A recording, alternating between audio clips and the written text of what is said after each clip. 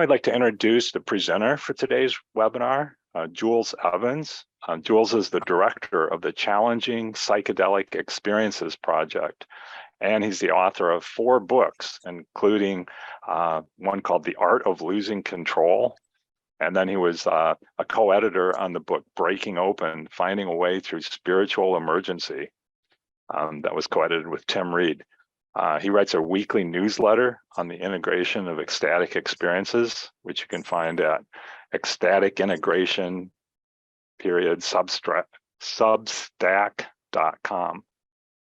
So without further ado, here's Jules.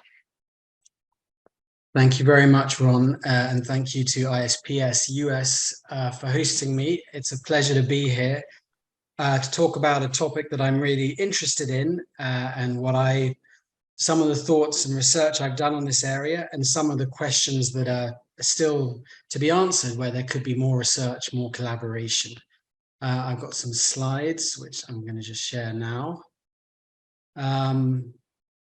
So I'm going to talk for half an hour, then do a quick break for a few questions, then talk for a second half hour, and then we've got 30 minutes or more for Q&A and discussion after that. And I'm going to be talking about the Mysticism Psychosis Continuum. This is my structure. First of all, I'm going to talk about the cultural fault line between mysticism and psychosis in Western culture and how that shifted historically. I'm going to also emphasize that mystical experiences can be both spiritual, beautiful, and meaningful, and also terrifying, bewildering, quasi-psychotic, and potentially harmful. So one of the key points I want to make is this kind of both and of spiritual mystical experiences. Then I'm going to look a little bit at the psychedelic renaissance and why the growing popularity of psychedelics makes this an urgent research area. And I'm going to raise some questions really at the end about how psychedelic and psychotic harm reduction projects and people can learn from each other. So first of all, why I'm interested in this topic.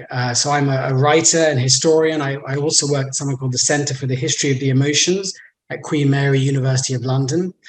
And I've been fascinated by and drawn to mystical experiences since I was a teenager.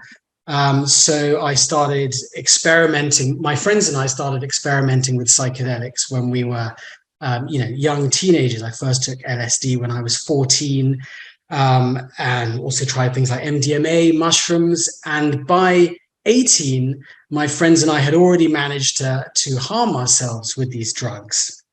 So we'd had some wonderful spiritual, also just fun social experiences in altered states. But first of all, my best friend had a psychotic reaction to LSD when he was 16, and that was 30 years ago. And he's had kind of, suffered from what's been diagnosed as paranoid schizophrenia for 30 years since. I also developed mental health problems after a kind of bad trip I had when I was 18, which I dealt with in a kind of very English way and just didn't talk to anyone about it for years, including my family. And as a result, I developed what was later diagnosed as PTSD, as also social anxiety, panic attacks, dissociation, and that lasted for years. So basically from 18 to about 24, my mental health was deteriorating. And I didn't know what to do about it. I didn't know if it was permanent. Had I just, fried my brain permanently? So that was very scary, obviously. And 2 things helped me to recover from that kind of, crisis. The first was actually kind of Stoic philosophy, ancient Greek philosophy, and also cognitive behavioral therapy. Which I learned emerged from Stoic philosophy. And that helped me just to learn how to control my emotions, how to change my thoughts and so on. And the second thing that helped me was a near-death experience I had following a kind of life-threatening skiing accident. I'm not going to go into it because it's kind of another story. But I was aware then of how both rational and non-rational or ecstatic experiences can heal one, both the rationality of Stoicism and the ecstasy of this, near-death experience. The first book I wrote was about the revival of Stoicism today and how people can use it in their life. And I gave a TEDx talk talking about how Greek philosophy helped me to cope with mental illness after this bad trip. And I was part of the revival of Stoicism in the last 10 years. But that my first book was called Philosophy for Life and Other Dangerous Situations. But at the end of that book, I was aware that there was this whole other approach to healing, which is not the kind of Socratic rational approach, but the Dionysiac, ecstatic, mystical approach to healing. And I'm fascinated by how to balance the rational Socratic with the Dionysiac and ecstatic. How do individuals and cultures balance those two aspects of human experience? So my second book, which came out in 2017, was The Art of Losing Control. And it was about ecstatic experiences, which is another way, you can also talk about mystical experiences, altered states of consciousness, religious experiences, peak experiences. There are different phrases for this kind of experience. I used the ancient Greek term, ecstasy or ecstasis. So ecstasis or ecstasy literally means standing outside. So an ecstatic experience is a moment when you go beyond, you go outside your ordinary sense of self and reality, and you feel deeply connected to a power or intelligence or spirit, something greater than you. That experience can be euphoric, which is the kind of conventional meaning of the word ecstatic, but it can also be terrifying and bewildering, as the Bible put it. What's the quote? It is an awful thing to be in the hands of a living God. An ecstatic experience can be alone, but it can also be a group ecstatic experience, like the Pentecost in the New Testament. And there are many ways that people interpret ecstatic experiences, both spiritual and secular. It could be an ecstatic connection to other people, to nature, to a god, to a spirit, or even aliens. So there's lots of different ways to interpret it. So most cultures at most times have ecstatic rituals for healing, for meaning making, for connecting to other people and to nature and to the divine, and also just for fun. As Aldous Huxley put it, we all need holidays from the self, because it's rather boring and claustrophobic to be stuck in our little separate egos. So ecstatic experiences give us these temporary holidays from the self. Huxley said humans have a basic urge to self-transcendence. So this is just, he argued, a fundamental human urge, and we feed that urge and meet it in many different ways throughout history. You think about ancient Greek culture, for example, it had ecstatic rituals at the heart of its culture. If you wanted a temporary holiday from the self, you had a range of options in ancient Greek culture. You could join the followers of Dionysus, the Maenads. This is a painting actually by Aldous Huxley's uncle, John Collier, and drink wine and maraud across the hills. You could go to the Eleusinian mysteries, which existed for over 2 millennia, and many academics think was some kind of psychedelic ritual. So there were all these kinds of options. And even as rational a philosopher as Aristotle said that a healthy society needs ecstatic rituals to give people catharsis, to give them a kind of purging or release of the discontents of civilization. But the Greeks also understood that ecstasis could be dangerous. This is a vase painting of King Pentheus. And in Euripides' play, the Bacchae, King Pentheus tries to completely banish Dionysus, the god of ecstasy, and his followers from his city. And Dionysus punishes him by sending him mad, and he's ripped apart by the Maenads. So the Greeks understood that Dionysus and Dionysian experiences could be dangerous, could be a kind of divine madness, but also a kind of catastrophic madness. But they understood you can't banish Dionysus. You have to come to terms with this rather unruly aspect of human experience, which is why they try to create cultural containers for the ecstatic. So ecstatic experiences are shaped by our beliefs and by our culture. And historically, Western culture has had a difficult relationship with ecstatic experiences. There's been this kind of fault line that runs through Western history and culture. And how you make sense of an ecstatic experience, if it should happen to you, depends on where you are historically and culturally. So following ancient Greek culture, Christianity, emerging in the kind of 1st century AD, asserted a monopoly over ecstatic experiences, practices, and interpretations. It gradually closed down all kinds of ecstatic rituals and practices, including, for example, the Eleusinian mysteries, and said, okay, there's only one correct sort of ecstatic experience, and that's one that unites you to Jesus and to the Christian God. And if you have an ecstatic experience and it doesn't connect you to Jesus and God, then it's heretical and demonic. I don't know if you can you hear banging, Ron? Let me know if I can go and ask them to stop it, if so. Okay, seems to be all right. So there's some construction work happening next door. So it was rather risky to admit to an ecstatic experience in the Christianity. You could be treated as a prophet or a saint, granted charismatic authority like Joan of Arc, and kind of status. But you could also be treated as possibly demonically possessed and burnt at the stake as a heretic, as also happened to Joan of Arc. So it was still ecstatic experiences were seen as rather risky and dangerous in Christian culture, though they still very much had a place.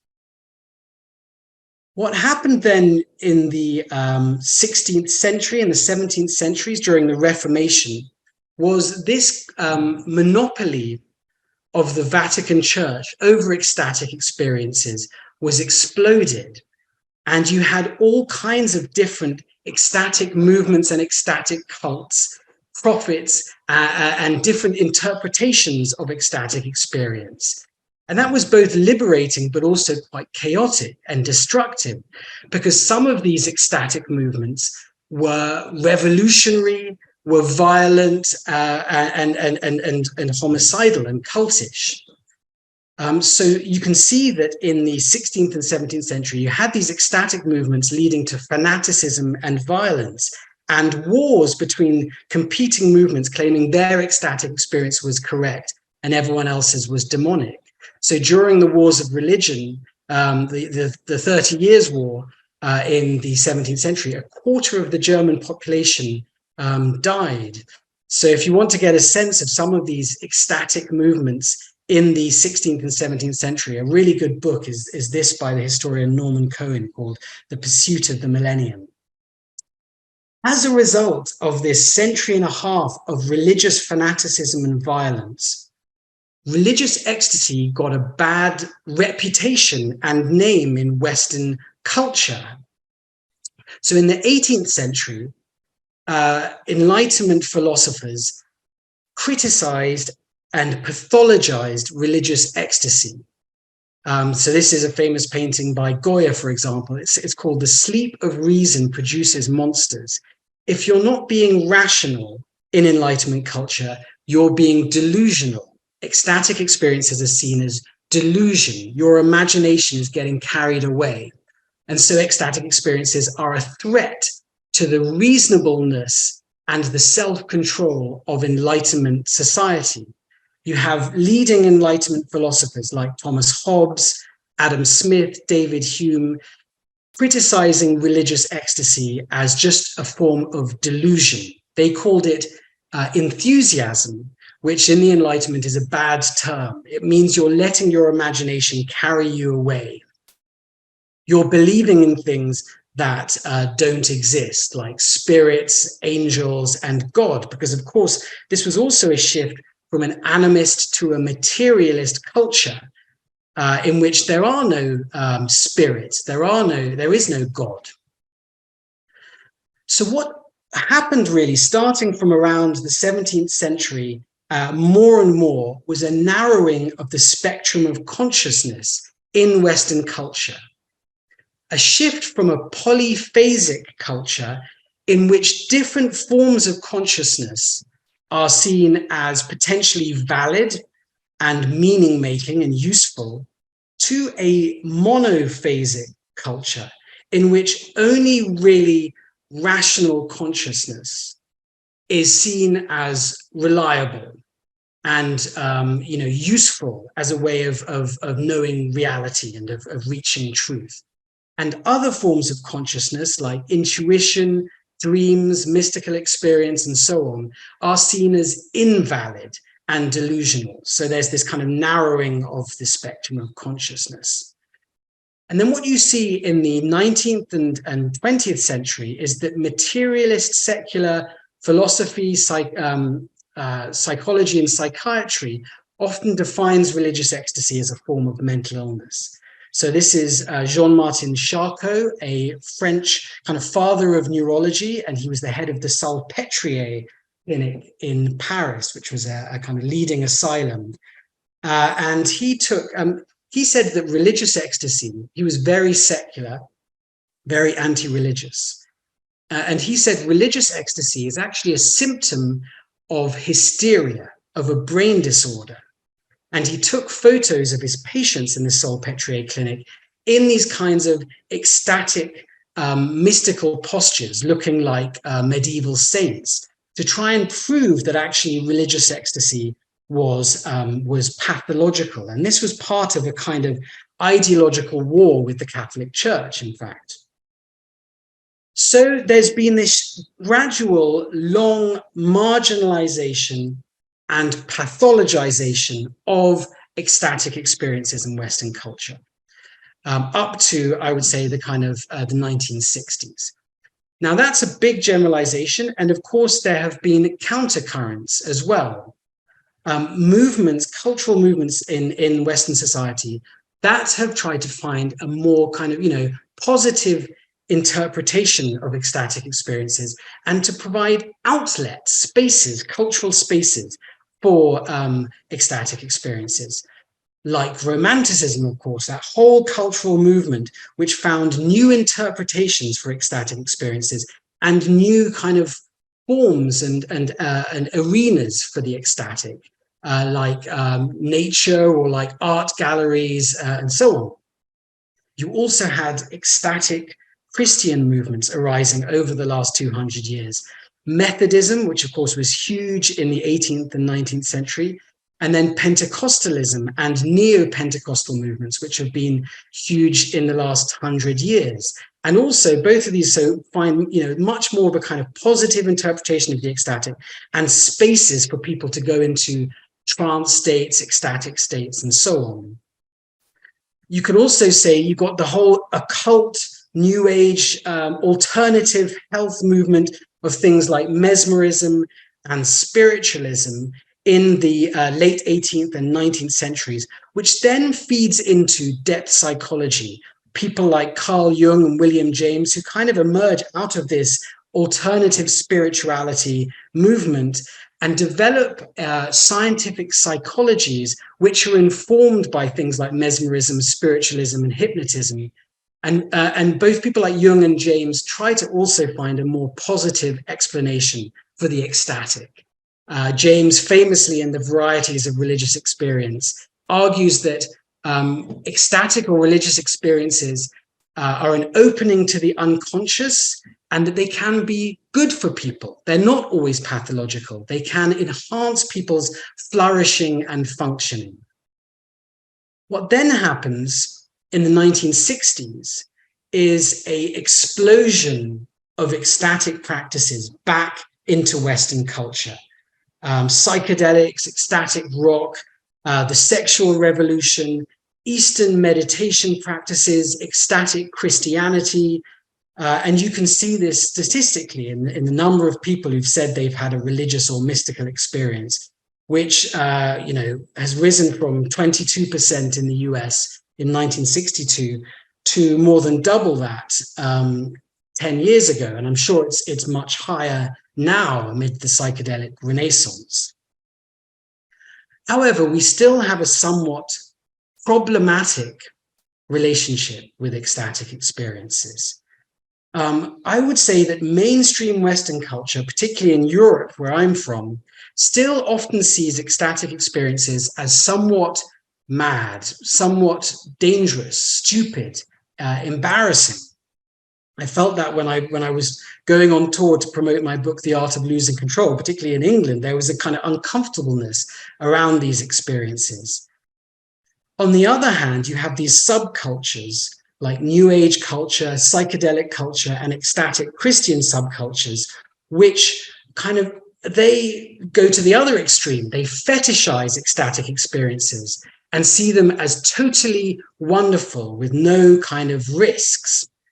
So there's this dichotomy in Western culture, either aversion, these experiences are seen as mad, or attachment, they're seen as totally wonderful and totally reliable.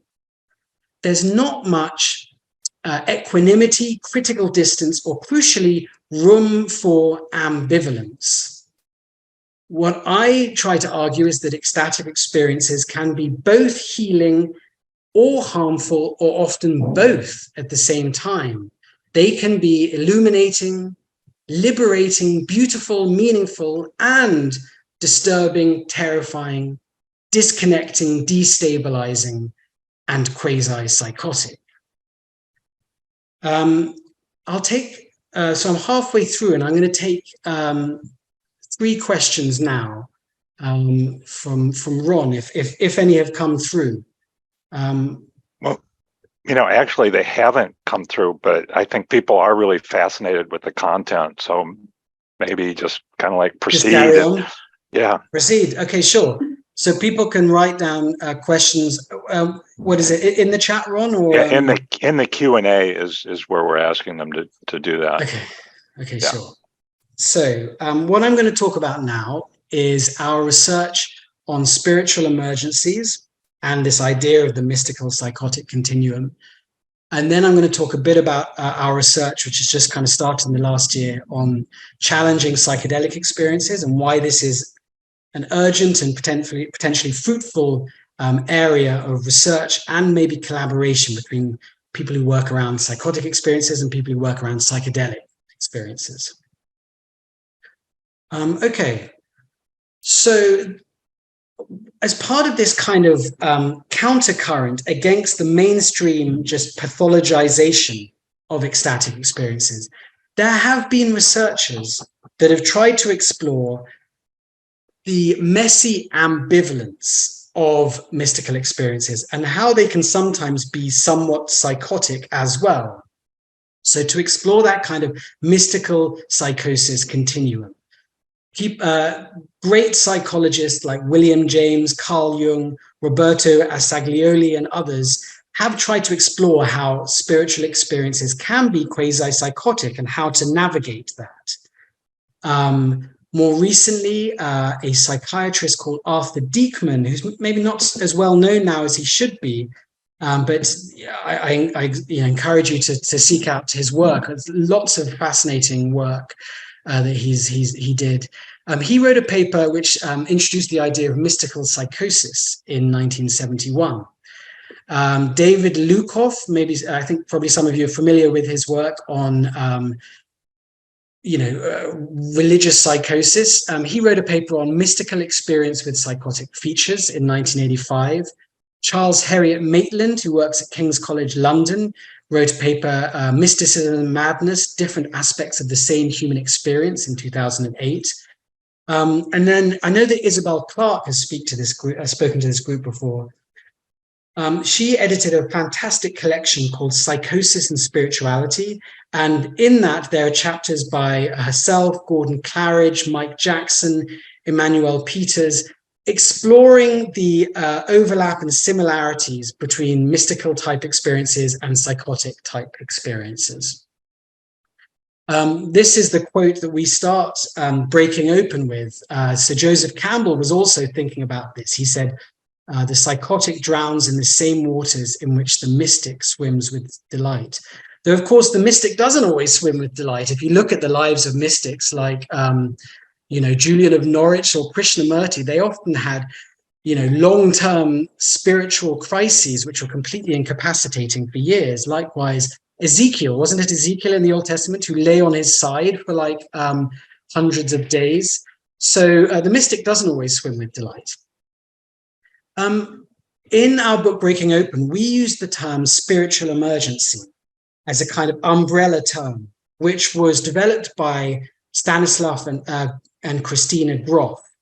Stanislav Grof, of course, a leading psychedelic researcher, and his wife, Christina, she actually had a kind of spiritual emergency, a Kundalini emergency, and she emerged out of it and became interested in gathering what was known about this kind of experience. So they published this great collection in 1989.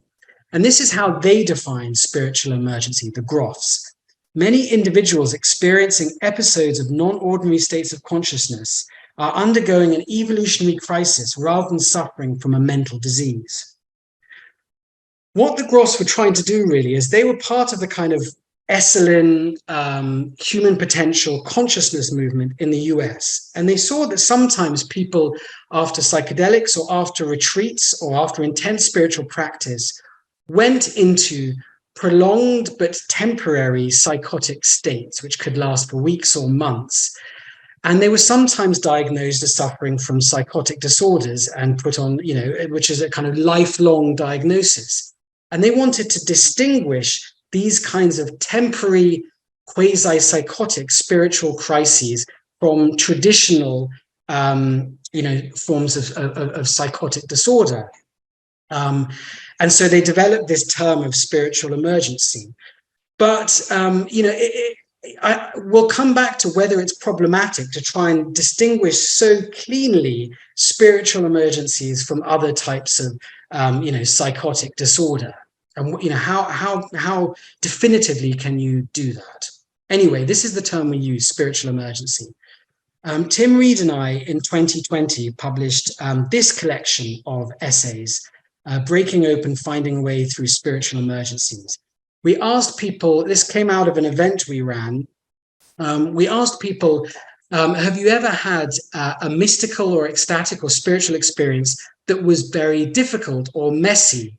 And could you tell us about it? And we got various responses, and we selected 14 of these stories, people telling their own stories in often very moving and beautiful ways about their messy psychospiritual crises. We asked them to really kind of tell us what they think caused it, possible kind of short-term or longer-term triggers. What was it like, the phenomenology of it? And crucially, what helped? What were the practices or interventions that they found helpful in coming back to functioning?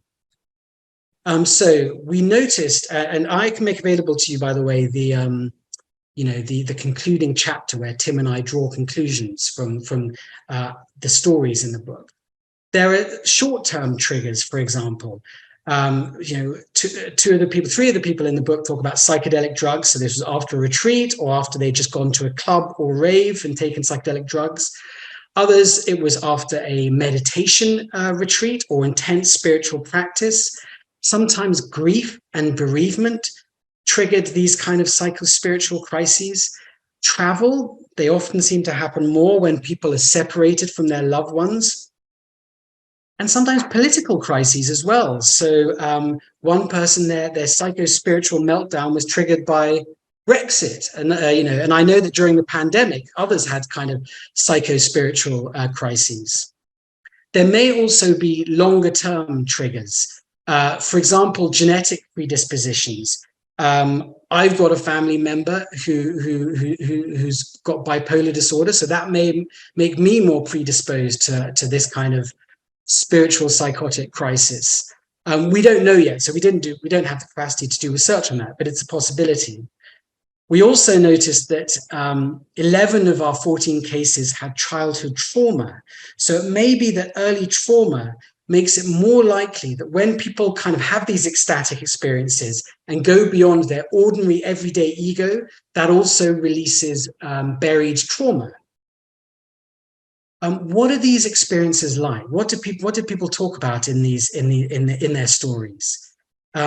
So in general, they're talking about a non-ordinary spiritual psychotic state of consciousness, which lasts weeks, months, or even years. There's a build-up of tension and then a flip into another state of consciousness, which is quite like a psychedelic state of consciousness, except it doesn't last for a few hours. It lasts for days, weeks, or months. Time slows down. The person's attention becomes deeply absorbed into the moment. Everything takes on a heightened, numinous significance. There's an overlap and a kind of blurring of their inner world and outer world.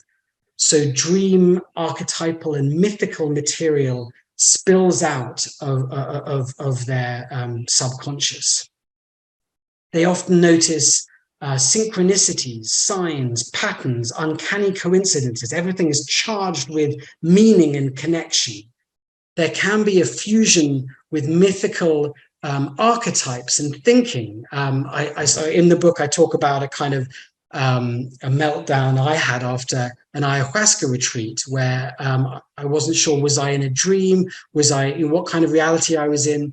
And I was on a ferry, and I thought I'm on the boat crossing the Styx. So it's that kind of mythical thinking. Other people in the book might think, identify strongly with a god figure or with a Buddha or that kind of thing. There's often a feeling of unreality, ontological uncertainty. Is this real? Is this a dream? Am I constructing this? If this is all my construction, does that mean I'm God? Am I dead? Am I in the bardo? So that kind of happens quite often. It's a kind of Truman Show experience. And that's often the case actually with psychosis as well, isn't it? So, what's going on here? Is this artificial or real? Is this some kind of, construction? There's the dissolution of ordinary reality. So, mystics try to get to go beyond the sense of the separate self and to see the interconnection of all things, to liberate themselves from their idea of a separate ego. And what happens in spiritual emergencies is people get to that state beyond the ordinary self, but they're not really seeking it and they're not prepared for it. So this is kind of an involuntary mystical experience. One person in the book talks about she no longer had a sense of the separation between herself and the table and other objects. Where did she end and the external world begin? And it wasn't euphoric. It was really terrifying because it lasted for days and days. So people have this idea of what a spiritual awakening is like, but it can often be really bewildering and terrifying. What helped people to deal with this kind of spiritual emergency? What we found is similar to what helps people on difficult trips. Setting, and integration. So in terms of the setting in which people are in, some settings are more helpful to people in these extended altered states than others. They help them to kind of not feel threatened. People are acutely sensitive, like they are on psychedelics, to their external environment. So a sympathetic, calm, non-judgmental setting helps their altered state of consciousness to calm down and settle down, rather than kind of whizzing faster and faster. Likewise, connection, love, and touch helps that altered state of consciousness to calm down. I remember in the kind of messy 2 weeks after this ayahuasca retreat, in 2017. I love nothing more than sitting in front of the fire and stroking my brother's dog. And that just kind of, that sense of touch grounded me back in my body and in my senses when my kind of consciousness had rather taken flight. Likewise, friends or carers who keep us safe and make sure we eat and sleep and do the basics properly. Again, in that kind of 2-week messy period after my ayahuasca retreat, actually for about 3 or 4 days, I was in such an altered state, I didn't really eat properly. I forgot to eat, and that just exacerbates your kind of extended altered state. And likewise, maps and guides can help us find our way back. For example, books, friends, therapists. This might be, not in the intense crisis, the acute crisis, but in the weeks afterwards, when your consciousness has settled down a bit. Because when I was in, the kind of in acute state of this 2-week meltdown, I couldn't really understand books. But in the kind of weeks afterwards, a lot of our authors talk about certain books, like the works of Stan Groff, for example, or from the works of the mystics as well, like St. John of the Cross. These kinds of guides help them make sense of their experience in a constructive way, and to feel like they're not alone, that others have gone through this kind of uncanny valley. Medication may also help. One of our contributors has an ongoing diagnosis of bipolar disorder, which she accepts. And she sometimes finds, a kind of tactical use of antipsychotic medication helps her to kind of take the edge off. Others in the book talk about the short-term use of Valium during the acute crisis, helping them to calm down. Psychiatric wards are not always the best setting for people in that very sensitive, heightened state. And in fact, often our authors talked about bruising encounters with experts, both medical experts and spiritual experts, who come in with a certain judgment about what they're going through and what they need to do, and they find that unhelpful in their very raw, stripped down state. And then there are certain mindsets or attitudes which people often report being helpful during these kinds of psycho-spiritual crises. Above all, finding a positive frame of meaning and growth, that it's not just a catastrophe, it's not just a breakdown, that this might be it's not the end of the world. This might be just a phase you're going through, and there might even be some learning or growth that can happen out of this difficult period. I think of the quote of Epictetus, the Stoic philosopher: "What disturbs people is not events, but their opinion about events." So it's possible to have very unusual experiences and unusual phenomena, but not to see them as pathological, depending on your attitude to them. Likewise, mindfulness practices people often found helpful to connect themselves to the body, to the breath, to their senses, to reconnect back to material reality, and just to kind of ride the waves of ontological weirdness. So just kind of basic breath practices to stay as relaxed as possible, and to kind of practice non-reactivity. So you're not just panicking at the weirdness of your reality and panicking at the thought this might be permanent.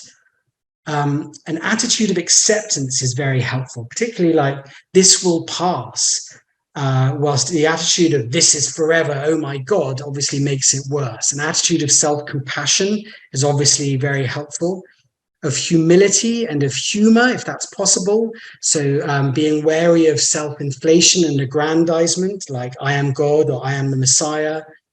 And non-reactivity, the capacity to observe unusual experiences without necessarily fusing with them. Fusing is a term from acceptance and commitment therapy, about when people have a thought or an idea or an emotion and they completely fuse and identify with it and lose that observer critical distance. So it's possible to kind of, train ourselves to improve our capacity for non-reactive observing.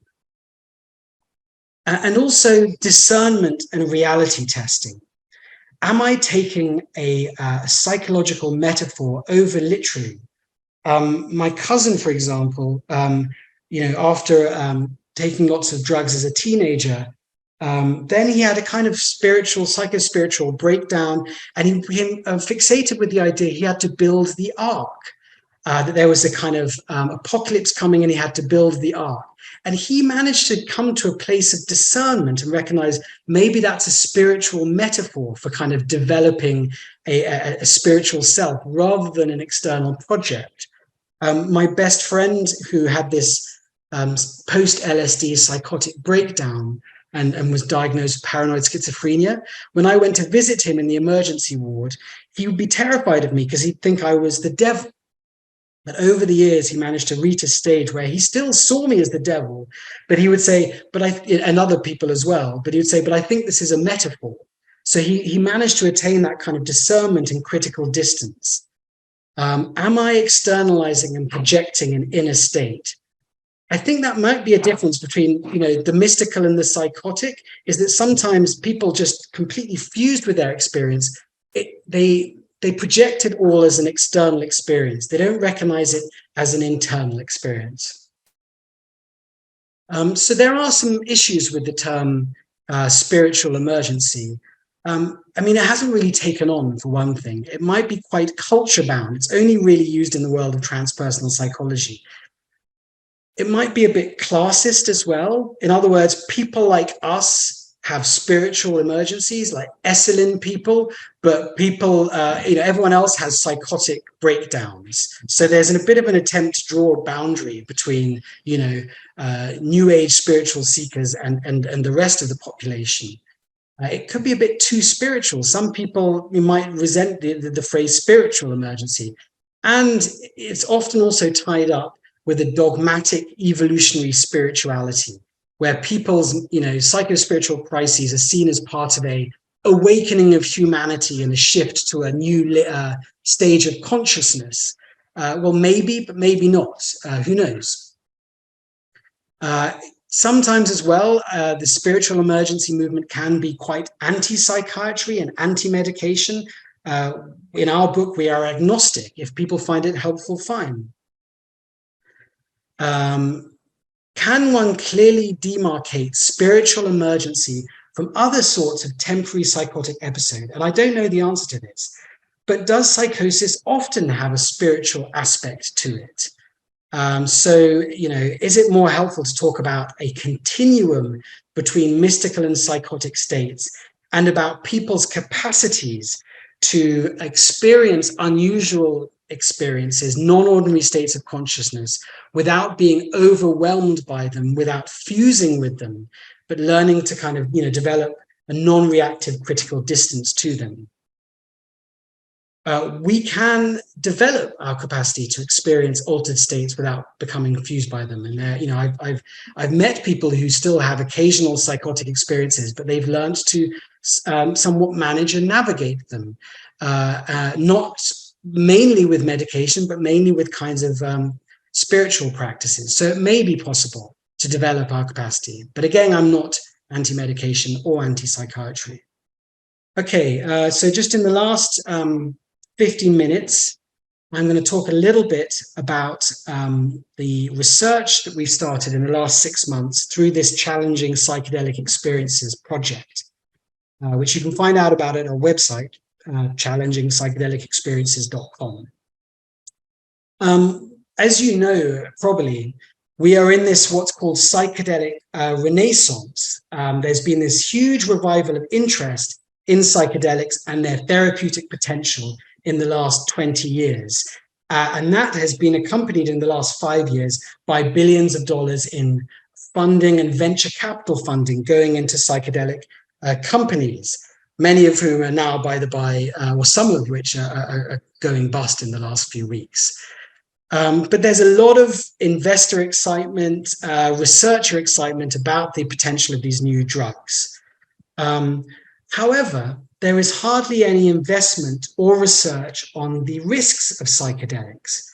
That's partly because psychedelic research up to this point has been largely funded by private philanthropists who are extremely emotionally and spiritually invested in the idea that psychedelics can change the world. And they're not really, up to this point, haven't been so interested in focusing on the risks of psychedelics because they don't want to harm the case to legalize and medicalize these substances. So there's been very little research done on the risks. There's beginning to be more research in the last few years.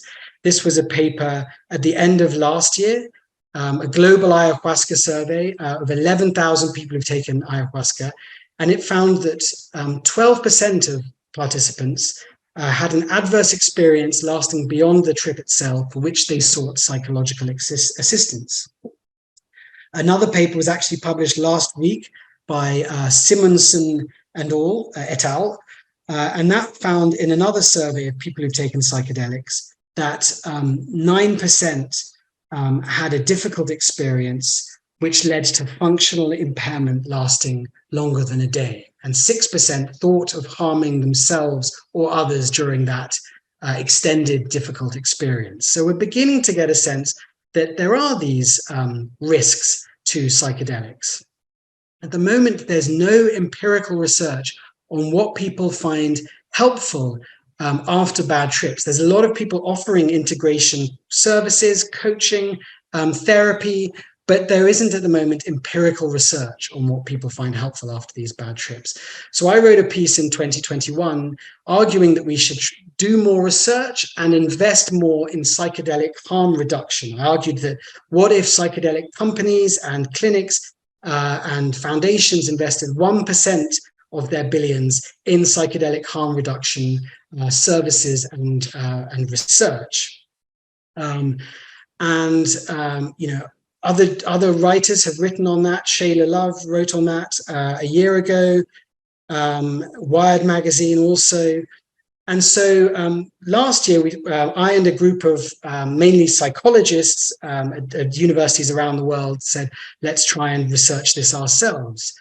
So we raised a bit of funding and we launched it used to be called, this is old slide, it used to be called Coming Home. Now it's just called the Challenging Psychedelic Experiences Research Project. And we've already produced our first paper, by the way. It was by Anna Lut-Kajtis and myself. Anna is a researcher at the University of Sydney. And it looks at short-term integration challenges following a psilocybin retreat.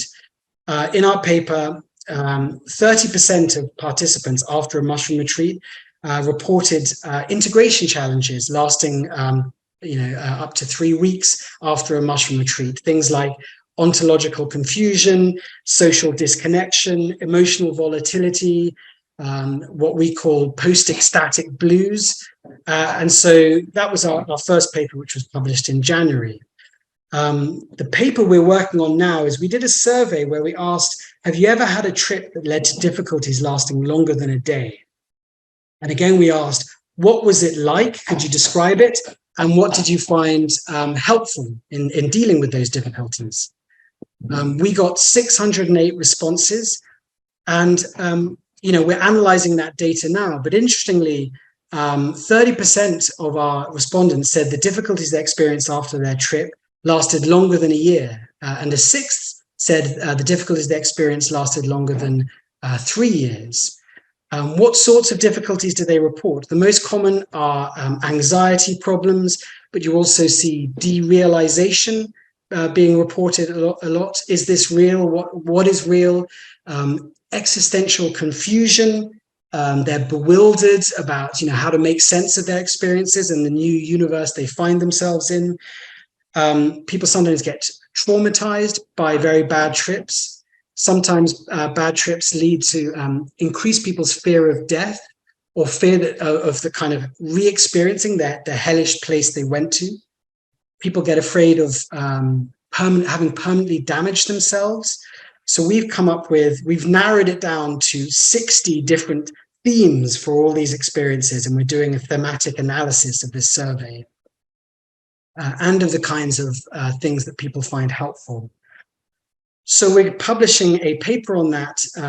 Will probably be in the spring. We're also going to make that data set available to other kind of approved researchers to try and to map the cartography of the difficulties people get into, and to see if we can see patterns. Just to we're not going to jump to hard conclusions, but possible patterns. Do certain substances lead to certain difficulties more often? Certain sets or settings? Do certain kind of coping techniques seem to be particularly popular with certain kinds of problems? What kind of problems last the longest? And so maybe we can begin to think about, predictive factors that lead to these extended difficulties, and predictive factors which could reduce their incidence, their duration, and their intensity. And then we're going to interview, so 400 of those 600 people said they'd be prepared to be interviewed for kind of more qualitative studies. We obviously can't, do all those interviews, but we're working to pick some groups within that data set to do, longer interviews and to produce more qualitative studies, which will come out later this year or the beginning of next year.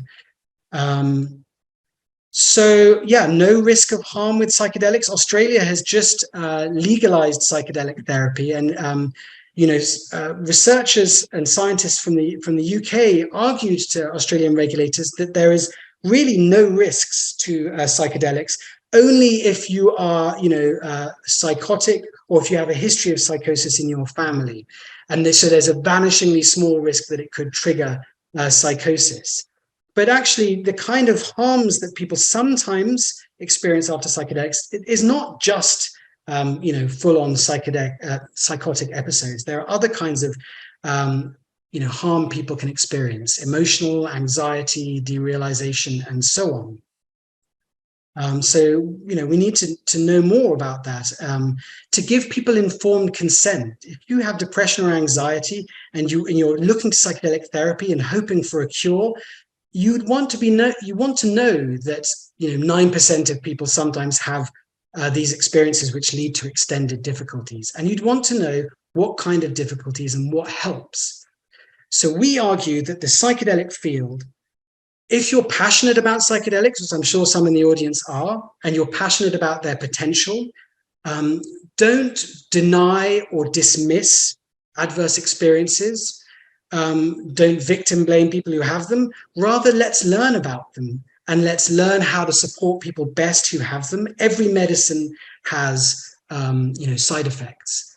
So it's to be expected that such a powerful, mind-altering, substance will sometimes have, give rise to difficulties. So let's learn about them and openly discuss them. And that's the best way, I think, to ensure the long-term viability of the psychedelic experiences, of psychedelic culture.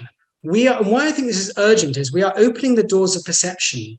As these psychedelics become much more widely used and decriminalized and legalized, are we ready culturally? Is Western culture ready to help people make sense of these experiences and integrate them into everyday life? This is actually an article which is just published today. I don't know if Mona is watching, but Mona Savani writes The Brave New World of Psychedelic Science, and she asks this exact question: are we prepared for all the worldview flips that are about to happen with the psychedelic renaissance? Now, just to kind of point towards areas of fruitful research and maybe fruitful discussion as we come into the Q&A and discussion, I am curious about what ecstatic and psychotic harm reduction teams can learn from each other. And I noticed some of the people who are doing great work in ecstatic kind of harm reduction and psychedelic harm reduction have experiences on psychiatric emergency wards. So, for example, Nir Tadmor, who set up Safe Shore, which is a psychedelic harm reduction organization in Israel, he kind of trained working with people in psychotic states on an emergency ward. Likewise, Tim Reed, my co-author of Breaking Open, who set up the Institute for Psychedelic Therapy, He used to be the head of an emergency psychiatric ward in London. We're also affiliated to the Emergent Phenomenology Research Consortium, which if you're interested in this area, I really encourage you to join, which Daniel Ingram set up. And Daniel also has experience of working in kind of, emergency psychiatric hospital settings. So what can these fields learn from each other? Psychedelics were originally called psychotomimetic substances, psychosis imitating substances. And Aldous Huxley kind of, perhaps rightly, rejected that label and said, let's call them psychedelic experiences instead. These are mystical, ecstatic experiences. Indeed, but they can also sometimes be psychotomimetic as well.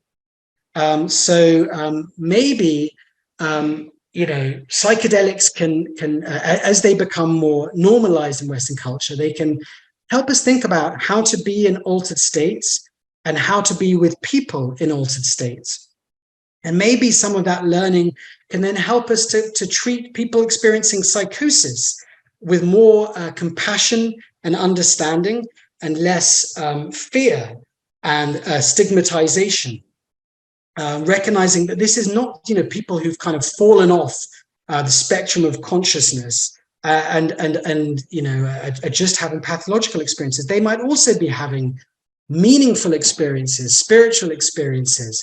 So can similar skills as psychedelic facilitators use be used to inform spaces for people in acute psychosis? And then there's the big broader question of how we improve our ecstatic literacy in Western culture, how we change our relationship to this unruly domain of experience, the mystical psychotic. And I've thought about that and come up with some kind of perhaps basic principles as we kind of have more and more ecstatic experiences or psychedelic experiences to try and protect people from harm. So things like ecstatic experiences are neither good nor bad in themselves. Having an ecstatic experience doesn't necessarily mean you're special, holy, or spiritually advanced. Having an ecstatic experience in someone else's presence doesn't mean that they're holy or spiritually advanced. They're not necessarily supernatural. Your ecstatic insights aren't necessarily correct. Ecstatic experiences aren't always healing. They can be ambiguous. There are many routes to ecstatic experience, and your preferred route is not necessarily the best or the only one. So some of these kind of, thinking about how we improve our ecstatic literacy. So thank you. And if you want to get in touch, there's our main website, challengingpsychedelicexperiences.com. The newsletter, it's a weekly newsletter, ecstaticintegration.substack.com. We also have a podcast and Instagram and Twitter as well. Thank you. We look forward to our discussion. Yeah, thank you very much. That was excellent. You can see all the appreciation coming out. And so, yeah, what you were saying about the link between like how people are aware of psychedelic integration and is also linked with people that maybe have a good approach to psychosis. There was interesting stuff when psychedelics were more popular, like in the Bay Area, there were things like soteria and diabasis, which were alternative ways of just being with people who were psychotic and helping them through it, much the way you might help someone who's going through a trip, that were actually found to be pretty helpful. So that relates. That's not really a question, a comment. Yeah. And I think Near Tadmore did a paper, maybe it was his PhD, on psychiatrist psychedelic experiences. And his interviewers all said it had helped them relate to their to patients on their emergency ward, patients in altered states. And definitely I feel the same, like when a family member developed, bipolar disorder, a few years ago, I was less afraid of it because of my, things like my own messy spiritual experiences, my own psychedelic experiences. I was less afraid of that terrain.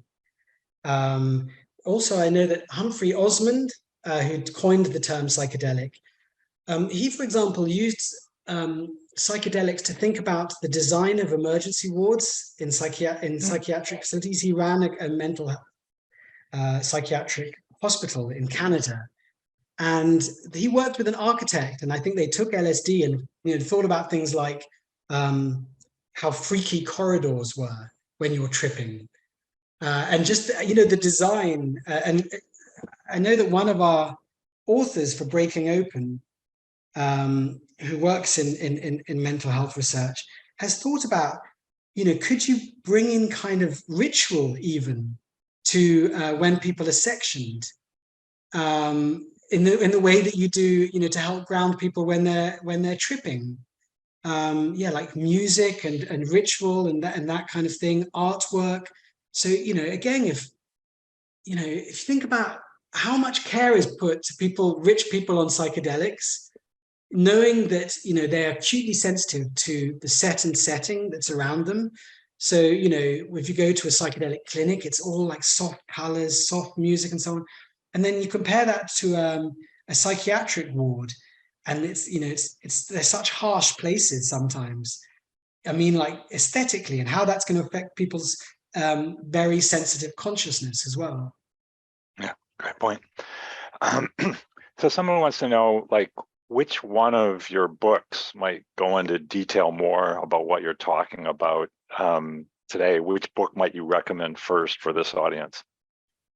If you want to know more about spiritual emergencies and what people, what they're like and what people found helpful in dealing with them, then I'd say Breaking Open.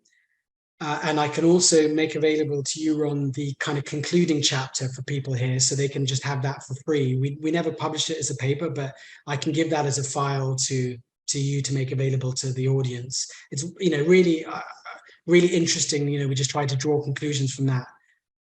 So that's an essay that I'll make available to everyone. If you're interested in the history of ecstatic experiences and the kind of cultural history of ecstatic experiences, I would say The Art of Losing Control is the book to read. Yeah. Okay. Yeah. And someone wants to hear just a little bit more about what you think prompted the rise of spirituality in Eastern medicine in the 60s.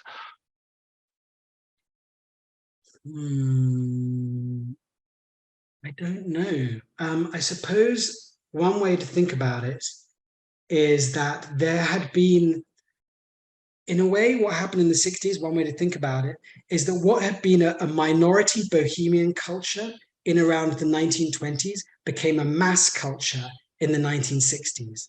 So in, say, the 20s, you had a bohemian elite who were experimenting with psychedelics, alternative spirituality, tantric sex, and so on. People like Aldous Huxley, Aleister Crowley, D.H. Lawrence. But this was a tiny minority. And what happened in the 60s was partly through the expansion of higher education, you got what's been called mass bohemianism. So suddenly D.H. Lawrence is published in paperback. Suddenly millions of people are taking psychedelics. Suddenly millions of people are experimenting with yoga or joining different Eastern movements. So I think it might be connected to that. To the expansion of higher education and maybe the decline of Christianity and people searching for, being open to alternative, and something about baby boomer culture and their kind of hunger for ecstatic experiences. But of course, you also see in the 60s and 70s the spread of Pentecostal Christianity beyond Pentecostalism. So you also have these big ecstatic movements in the church, in different denominations, in Catholicism and so on. So that's also a big thing that's happening. Yeah. Someone wants to know, I know you've covered this to some extent, but would people that have had mystical experiences that then led to confusion, that get called psychosis and bipolar disorder, just written by somebody who's trying to make sense of their own experiences, but anything in particular you wanted to say more about that? What's the particular question? Yeah, it's sort of like just, any particular advice for someone who's been on that journey? They started with definitely a mystical experience, it sounds like, and then it got more caught up in confusion that seemed like psychosis. Well, I mean, our culture has this very either-or attitude. Either it's a spiritual experience or it's a pathological breakdown. But it can be a bit of both. And, it can be both a physiological and a spiritual experience. Like Dostoevsky had probably had temporal epilepsy, but he also was a great mystic or spiritual writer with incredible spiritual insights. So, I think people can get caught up in that dichotomy, and it also doesn't have to be either or in terms of how you deal with it. Again, one of our authors in Breaking Open,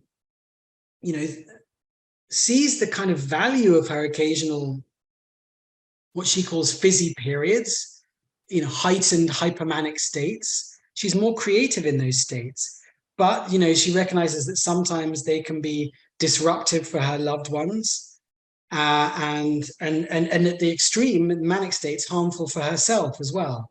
So she uses different practices to kind of navigate that elevated state. And those practices might be both self-care practices, spiritual practices, and medication as well.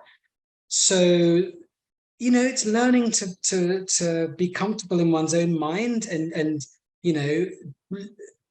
certainly looking to the expertise of others, medical and spiritual, but also learning what works for you too. And that that it can be both spiritual and bewildering and messy. Yeah. Now, we had a talk at our conference by a Native American psychiatrist, Louis Madrona, and he said he understands commonly a cause of psychosis as he just called it unguided spiritual exploration that isn't tied to a culture. And somebody has a question related to that. They say, is grounding these beliefs in communal traditions the key to prevent the transition to psychosis and associated distress? It's really interesting. I mean, it's really interesting. Like, our spiritual emergency is connected to Western spirituality in this certain historical moment when people are very much seeking spiritual experiences, but sometimes somewhat unconnected from communities or religious traditions. Does that make spiritual confusion more likely? I don't know, but that would make sense to me. But if you're talking about ontological confusion and spiritual bewilderment, it would make sense if you're in a culture which doesn't have settled guides and meanings and maps for these kinds of experiences, so that a lot of the time you're having to scrabble for those guides, maps, and meanings yourself.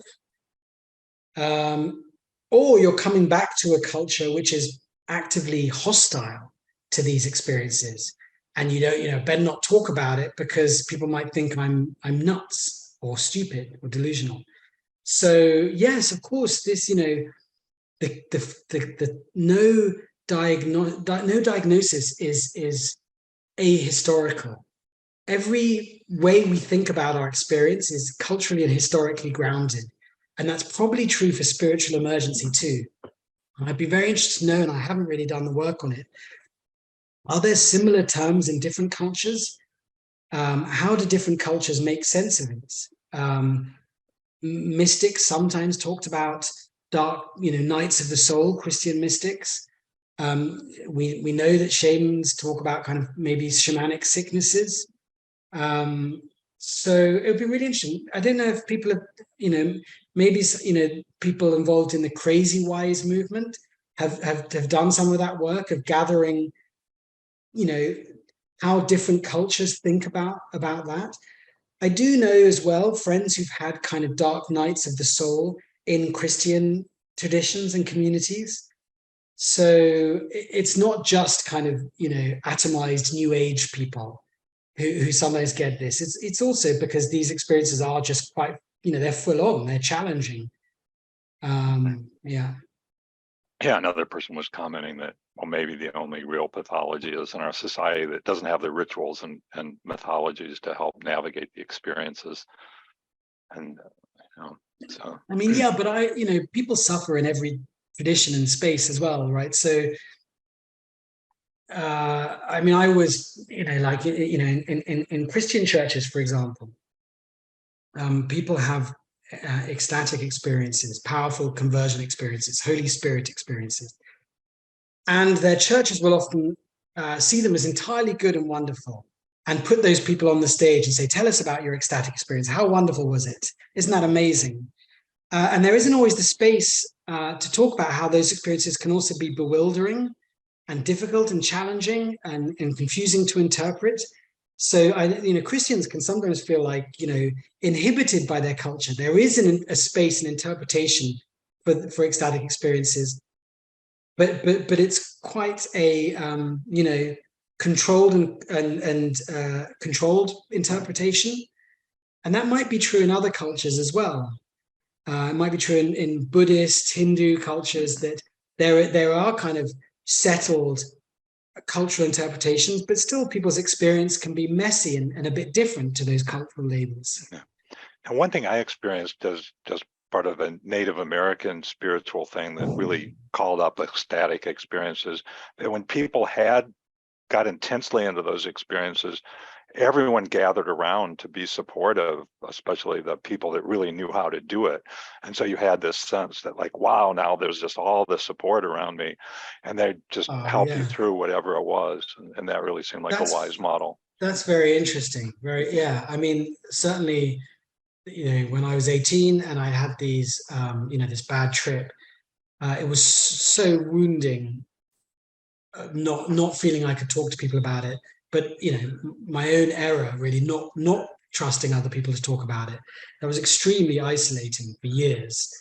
And then when I, more in the last few years, when I tried psychedelics again, out of, to see if it would be healing for me, and then predictably enough had a rather messy experience for 2 weeks afterwards, it was very different, the integration of it. Like, my friends, including one who was a co-author of Breaking Open, not Tim Reed, but another with the authors, they did that as well. They kind of gathered around me and supported me. And it was 2 weeks, and then I was grounded again, back in consensual reality.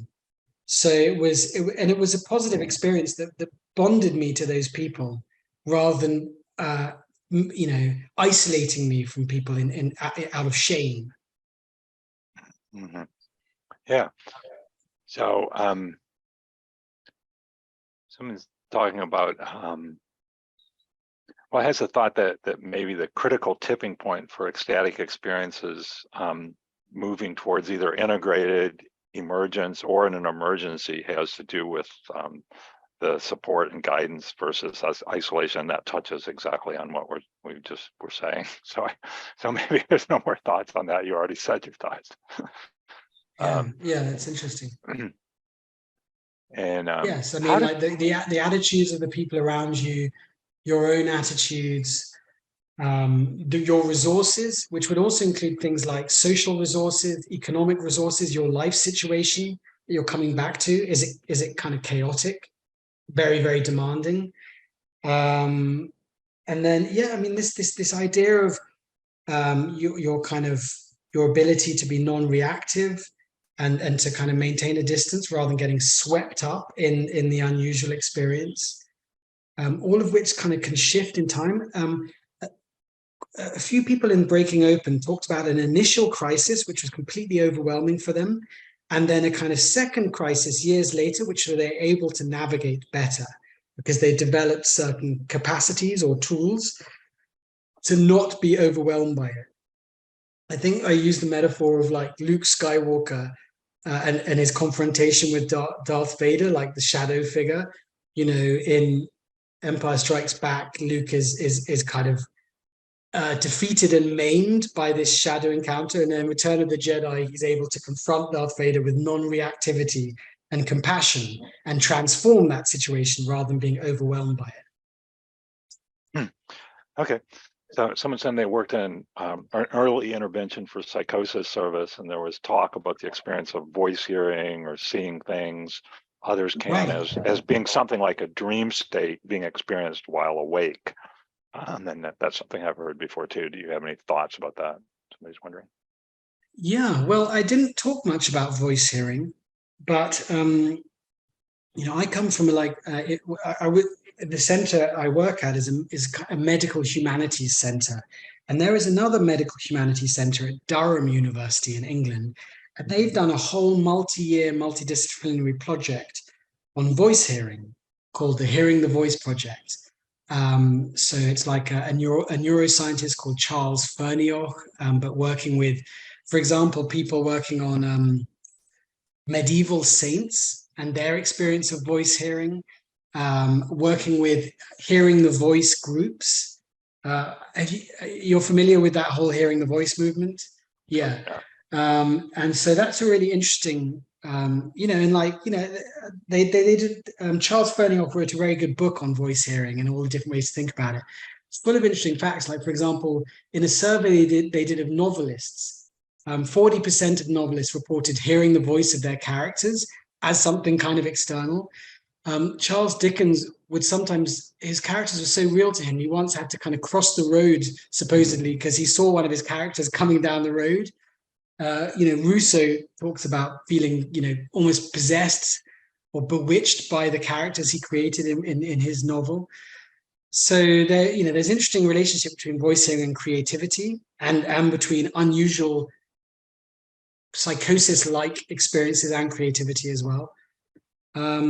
Yes, and then I suppose I bet you in this forum you've had people talking about like compassion-focused therapy in terms of developing your compassionate relationship to your voices. Yeah, we have an upcoming webinar with Charlie, so he'll be talking about that in more detail. Yeah. So that's interesting. So like that kind of developing non-reactive, compassionate attitude towards unusual experiences, including voices. Yeah, right. Somebody had a question about something on the slides, but remember, you'll get mailed the slides. So Jules has offered that, so that'll cover that. Somebody's curious about the connection between psychotic and spiritual experiences and present day trauma.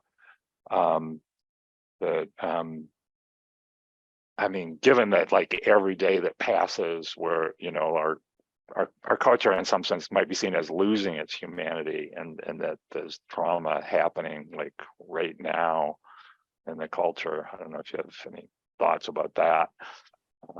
Right. Yeah. Well, there does seem to be both.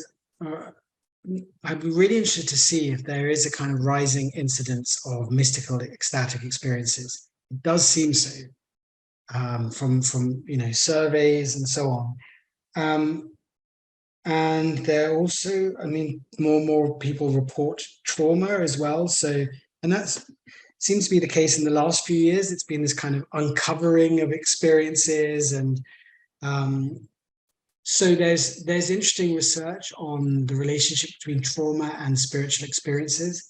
Trauma is a kind of rupturing of your everyday ego, and so is spiritual experiences as well. And so like maybe earlier traumatic experiences make one more prone to having spiritual experiences true, because you have more of a kind of porous ego structure. Yeah. And my perception, because I'm somebody that had trauma and then had, some pretty wild ride with experiences, but part of it was, I think the trauma gave me kind of a dark, negative view of the world and a poor view of myself. And so I really wanted to break out of that.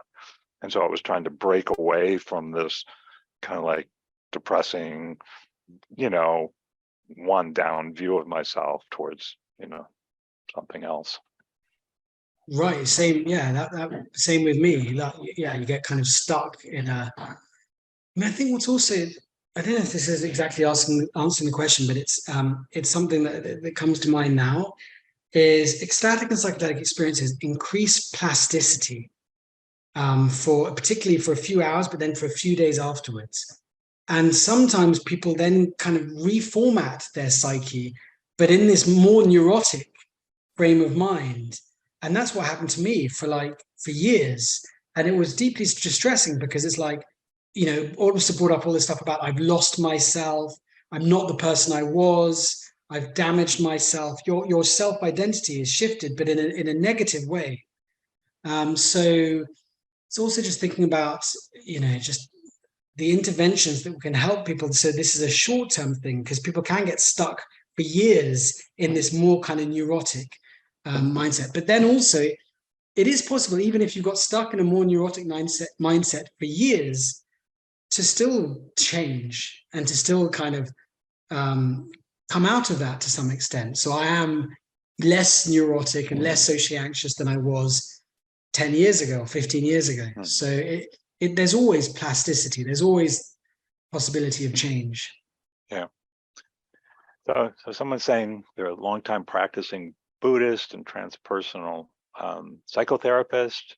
And so like one idea from transpersonal psychology is you have to first have an ego, to lose your ego, and to have a healthy ecstatic experience or impermanence and emptiness. So there's a Buddhist slogan that this person finds helpful: emptiness is the ultimate protection. That helps keep it from becoming a grandiose psychotic experience. And this person is also a clinical supervisor for crisis workers at Cahoots, which is Eugene's mobile crisis service. And they've been contemplating what prompts they can give people having psychotic experiences in the moment. Like, could it be on like finding the positives, reminding them of impermanence maybe? Do you have any thoughts about that? What might be helpful in a crisis? Wow.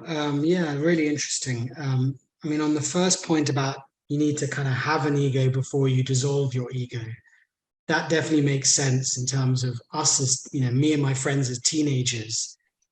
Of course, when most people, a lot of people try psychedelics the first time is when they're teenagers. And us just not really being prepared for these, to make sense of these experiences we have. And as a result, for some of us, that being traumatic. And yes, we hadn't really developed a stable adult ego. So in my early 20s, I'm desperately trying to be an adult, whilst, what's going on with me? What am I experiencing? What are panic attacks? What's dissociation? So it was making life so much harder. So there's an argument there for not maybe doing psychedelics in your teens and waiting till your maybe late 20s or 30s. But, teenagers are going to seek risk, aren't they? I mean, they're going to seek risky initiation practices. Then there was something about, yes, the emptiness as well. I mean, yeah, that's interesting, the kind of how one relates. I mean, these are theological questions as well, which is why it's so interesting.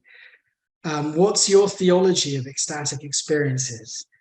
Is it like, and I think you can have more or less nuanced or kind of subtle theologies.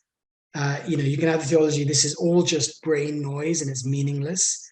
You can have the theology, this either connects you to God or the devil. You can have the theology, this is all empty.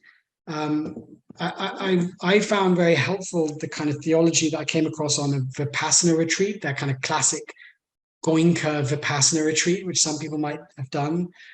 And when Goenka talks about equanimity towards special experiences, not being averse to them and not being attached to them. And so that I found that very helpful, that idea of equanimity towards unusual experiences, that these are not necessarily even the be all or end all. They're just experiences. And certainly in Christian culture, ecstatic Christian culture, they have a very high value. Oh, that's God's speaking to you. God's got great plans for you. And that's, I don't know how helpful that is, but of course there are Christians with much more subtle theologies than that. Mm-hmm. As for what prompts, the questioner would know much better than me. I don't know, what I found helpful when I was in that kind of post-ayahuasca messy experience for 2 weeks was saying to myself, this will pass. And, basic breath exercises to relax. So those kinds of things. And then I don't know what else, like, trying to, like, for example, when I went to visit my friend in the psychiatric ward, like, trying to encourage them not to be afraid of me or others or of the situation, that you don't mean harm to them. I don't know, what do people do with, there'll be people in the audience who are psychedelic facilitators and psychedelic sitters as well. So they will have hours and hours of experience of people working in altered states. And it would be great to facilitate more conversations between those groups. Some people are in both of those groups, aren't they? And maybe you've done that already, Ron. Have you seen that kind of happen, those kinds of conversations between people working in psychiatric wards and people who are psychedelic facilitators or like sitters? I wouldn't say a lot. I would say some, Yeah. but not a lot. Yeah. It'd be really interesting to maybe do some kind of, do a seminar on that or something. Yeah, I just want to say something about time. We scheduled the webinar to be an hour and a half, and we're about at that time. But Jules has actually offered to stay here for a bit and answer some more questions. So if you're able to, you can stay and for that, or maybe catch up on the recording. If you have to leave right now, you can listen to the recording later and hear some of these more questions. So we have at least a little bit of time to get into some more questions. Let's see, somebody's talking about Ken Wilber's work, which relates to becoming more mature so that you can handle these experiences, but you pretty much already touched on that. Seems like you're relating to that. Yeah, somebody else who works as a shelter advocate wonders how best to support someone in shelter who's going through these experiences. That's kind of got to be kind of a tough place where, you're just in an emergency shelter and having experiences like this. But I don't know if you have any ideas about that.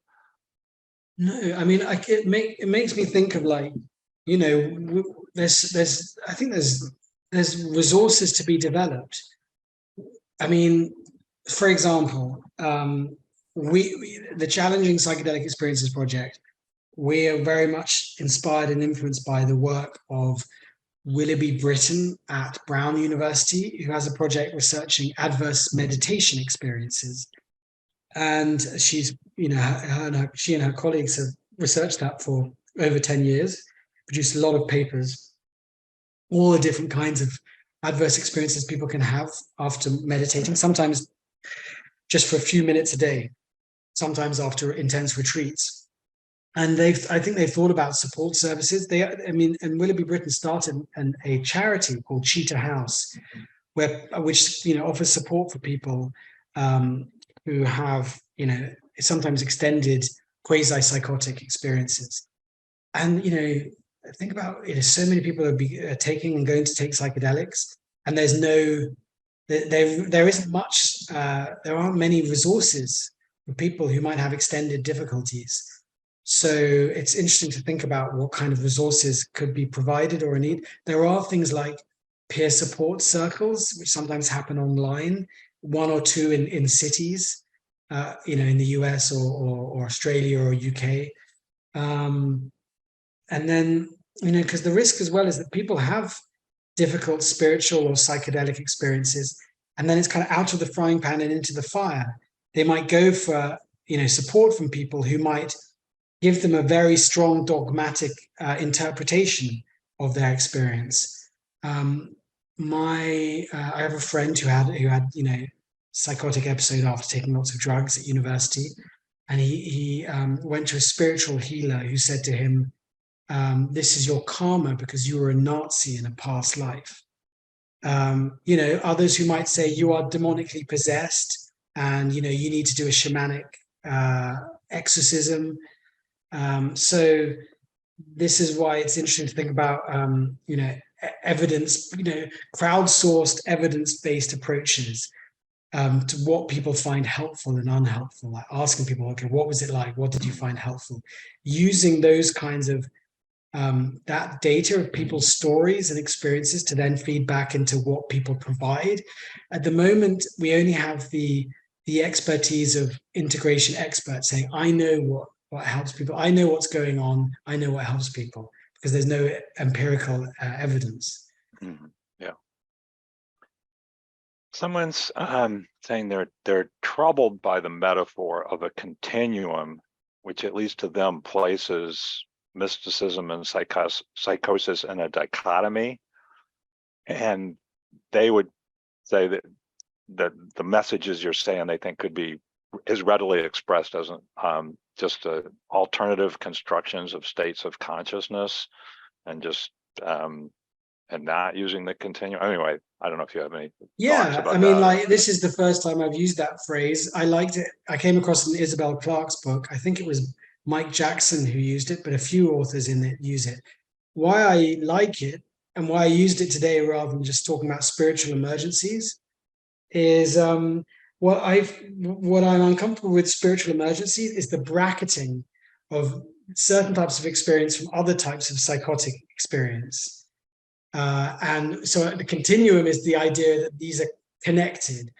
But I see what you're saying. I see what the question is saying about, well, then, and actually, these are dynamic, and one can go from the, overwhelming to the skillfully guided in and out of that.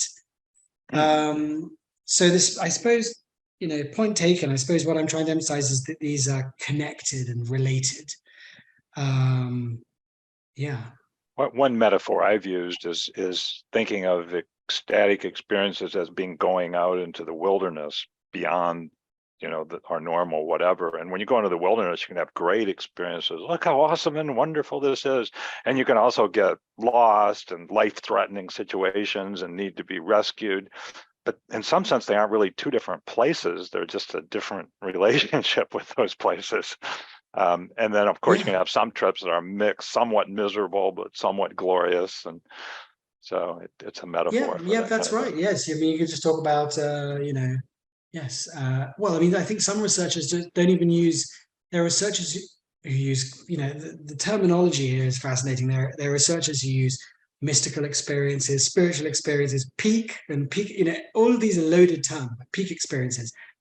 Abraham Maslow, only the top 3% have, self-actualization experiences, altered states of consciousness, possession experiences. But some researchers use psychosis-like experiences. But I think like Emmanuel Peters, who has he ever spoken at your forum? She's a really interesting researcher at King's College London. I believe that sometimes she talks about just out of the ordinary or unusual experiences. Not even psychosis-like. Which is interesting, yeah, because of course they might not be out of the ordinary. In some cultures, they might be ordinary as well. So, yeah, I mean, in this domain, words and phrases and models are just useful, and then they're not, and they're kind of like they're all like somewhat flawed. That's true of the term spiritual emergency. People put forward these models, and they're always limited. So William James talks, in varieties of religious experience. He only talks about, first of all, religious experience, but they're not always religious. And all of the experiences he talks about are individual. He defines it as a person relating to, what they call God on their own. So he completely ignores the collective, whilst Emil Durkheim talks about collective effervescence, the sociologist, but doesn't ignores the individual. So, these imperfect kind of terms, as long as we don't get too fused with our favorite particular term, really. Right. Someone's wondering about the 12% with adverse reactions, and wondering if they came, if anybody looked into, like, was part of it they went back to their life without a community of support. So like if somebody goes and has an intense experience and then comes back and doesn't have like the support you had when you had that ayahuasca experience. Yes, I can't remember off my head, but I'm pretty sure that's true. This was a paper produced by the team at ICEERS, ICEERS, which is an NGO and research center which works on particularly ayahuasca. And I think you're right that those who had more adverse experiences, they had less social support when they came back from the experience. So Yes. Now, and then this paper that came out in the last few weeks by Simonson and all, and it looked at extended difficulties after trips. It looked a bit at what they were like and what were the predictive factors as well. And so there may have been lack of social support for some of them as well. Mhm. Yeah, so I was wondering, have you considered the experience of non-dual awareness, where the sense of being an individual person inside a meat suit disappears, and everything is seen as one, as maybe being responsible for sometimes the inevitable conclusion people have that one is God or all, or that it's just the sense of the lack of separation then makes the person shift to, oh, I am God. Yeah, that makes sense. Yeah, I'm the only being that exists. There's a kind of, that kind of somewhat, all-encompassing unitive experience, but it can be quite solipsistic. There's no one or nothing else here. It's all just my consciousness. So yes, I think that can be true. What else was I going to say? I can't remember. Yes, I mean, that makes sense. If I remember what I was going to say, I'll come back to it. Okay. Yeah, I mean, that was definitely my experience somewhat of, but then there's people like Alan Watts, the philosopher, who will talk about, that in some sense, and some cultures actually look at it, yeah, we're all one with God, or we all can see ourselves as God. But there's even a funny story about, somebody learns that they're God from their teacher, and then they split up, and then later the teacher sees this person, but they're all bandaged. Oh, well, what happened? Oh, well, I was walking down the road and I saw an elephant with a rider coming the other way. And I thought to myself, I am God, I am God. And they keep walking. And then, well, what happened? Well, the elephant grabbed him and threw him on the side of the road. And then, you fool, you should have remembered the elephant is God too. So anyway, silliness. Well, yeah, I mean, one of the contributors to Breaking Open, he had a kind of powerful spiritual awakening as a teenager. And he became a kind of spiritual teacher as a teenager. And he became like the barefoot guru. I think, he stopped wearing shoes and he got a following. Even his university lecturers, some of them were kind of, drawn to his charisma and his vibe. And then he had this thing of like, he thought he was awakened and permanently enlightened. And then he, had this thing of like, oh, I'm not. But already he was in a kind of social and cultural role. And then he had to kind of step away from that. And that was bewildering and felt shaming. But how wonderful that he did for him and us, rather than kind of, I'm not really this role, but I've got to keep going, for others' expectations or for kind of desire for power or control. So there is this potential for kind of spiritual inflation. I mean, there are all kinds of ways that psychedelic and ecstatic experiences can be harmful. Someone just posted this on Twitter today. A researcher called Max Wolf, psychedelic researcher, and he was talking about, and we don't actually recognize some of the harms that psychedelics can do are not necessarily recognized as harm by the people themselves in the short term, like spiritual bypassing, becoming super, super spiritual, leaving your work and family and, moving to Bali, or people going down the rabbit hole of conspiracism, or getting sucked into, bad extractive predatory movements. So, yeah, I think he also just talked about, bad music taste or bad art taste or things like that as well. It can be a consequence of, unintended harm of psychedelic experiences. But so yes, there are these different ways, and spiritual inflation is definitely one of them. Yeah. Someone makes the comment that if someone recovers from a psychotic state, people might easily grant that it might have had some spiritual value, but if they never seem to recover, it's often defined as purely pathological. So if someone has been kind of relentlessly delusional and disconnected from reality for years or decades, can it still be helpful to see it as, in some sense, a spiritual process or experience? Or is it better just to define it as an illness that needs treatment? That's their question. Yes. I mean, everything, sorry about the banging, everything has the potential. Nothing is fixed. Everything depends on your attitude to it. I mean, my friend has suffered from really bad paranoid schizophrenia for 30 years. And it's really, I don't know what happened. I'm not a schizophrenia expert. I don't know if the diagnosis of schizophrenia is valid. I don't know if some of the harm is caused by the treatment and the drugs he's been on rather than the condition. And it's sad because he's really out of touch with reality, and he just repeats the same ideas. It's a very this is narrowed consciousness, and so that's it's sad, but he's still he's born his experience with incredible courage, and endured it with incredible courage, and compassion as well. Like, he hasn't attacked others as well. He kind of talks about following the path of peace, despite often feeling like he's in hell and that the people around him are demons. So he's kind of committed to a path of peace, kind of thing. So even though it's really, he's of people who have psychotic breakdowns, he's had a very negative outcome, but it's not entirely negative because he's enjoyed it with courage and spiritual qualities. So nothing is, I never think you can completely categorize something as just, pathological and not spiritual at all. Awful experiences, you can bring moral or spiritual attitudes or qualities or practices to them, which is not to say those experiences aren't also awful. Like losing a loved one is an awful experience, but you can also bring moral or spiritual qualities and practices to that. Yeah, that was a great answer.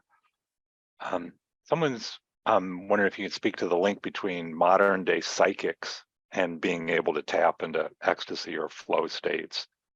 The person is saying they often know things about others, they don't hear voices, but they experience synchronicity every day. I don't know. Well, I mean, historically, the first depth psychologists, as some of your audience members will know, were a part of the kind of psychical research scene. So people like William James was the head of the Society of Psychical Research in the US. And I think Jung was affiliated with it. Even Freud was affiliated, but he was never a member. And so they developed, the idea of the subconscious from studying mediums. And the founder of the Society for Psychical Research coined the word telepathy, as he was trying to make sense of some people's, maybe everybody's capacity to intuitively feel what someone else is feeling. Telepathy means feeling at a distance. So yeah, the whole history of depth psychology comes out of, the world of mediums and psychics and the attempt to scientifically study mediums and psychics. Yeah, and I think sometimes that as well can either be disregarded or it can be fetishized. Mainstream culture disregards such experiences, but there can be subcultures as well, which is like, it fetishizes it. I'm an empath, I'm an indigo child, I'm that kind of thing. And, the middle ground would be, again, these are quite normal, but to differing degrees. But some people might have that kind of capacity more than others, but they're probably pretty widely distributed.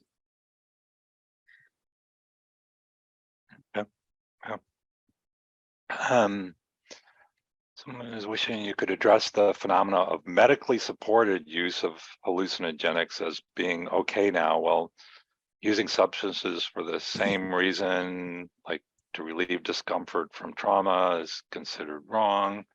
And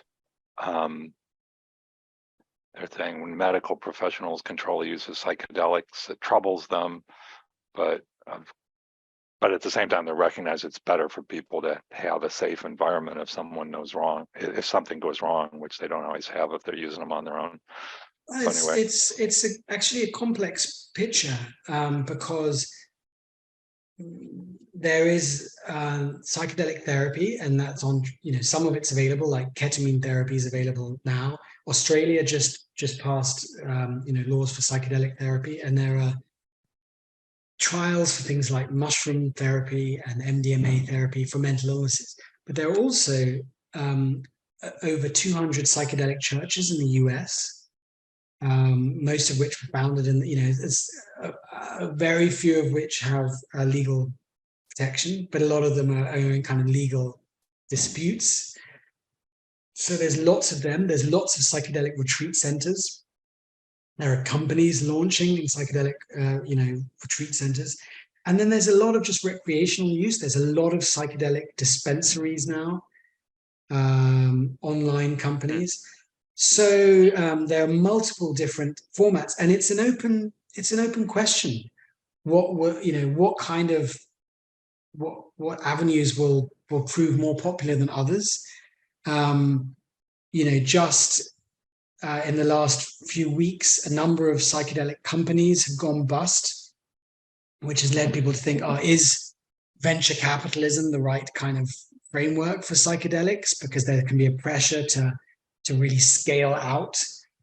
Like the number of ketamine clinics grew from like 100 about 3 years ago to over 600 now. And, the big chain of ketamine clinics just went bust. One of the big psilocybin operators just went bust. So it may be that, and it's expensive. Psychedelic therapy is expensive, and these are plants often. So I'm not sure about the business model. I mean, people will pay thousands to have someone sit with them if it's new to them and they're a bit afraid of it. But if they become more familiar with it, they're not.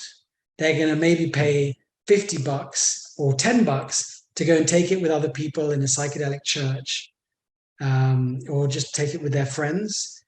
So people are thinking about community models for psychedelics as well. So it's a really open question. Yeah, there's a lot of questions there. Do you have anything like a reading list or anything for people to improve their ecstatic literacy? Yeah. I mean, I was interviewed by a website called 5 Books, and they asked me for my top 5 books on ecstatic experiences. So that's one. And I think at the bottom of a Medium post, let me just find it now. I did a reading list of, let me see, ecstatic literacy. Sorry. Here we go. I'll just post this in the chat now. I think there's a reading list at the bottom of this. So I have some of my favorite books on ecstatic experience. Here we go. People get that?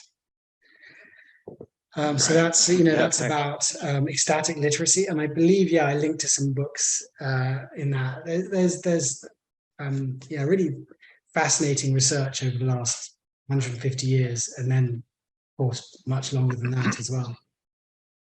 Yeah. You mentioned spiritual bypass, but somebody's wondering if you can speak about that and construing. People construe unhelpful, harmful. Let me see if I can read this. Yeah.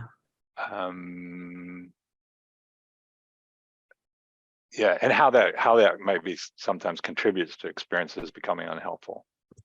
Yeah, it's a phrase which was developed. I can't remember the name of the psychologist who developed it.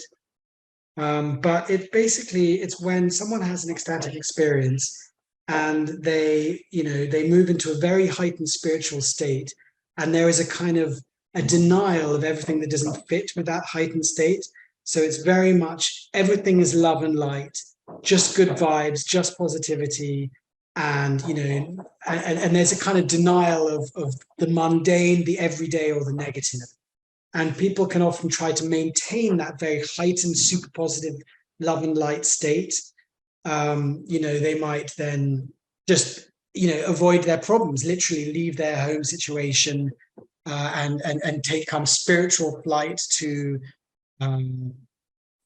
Sedona or Bali or somewhere like that.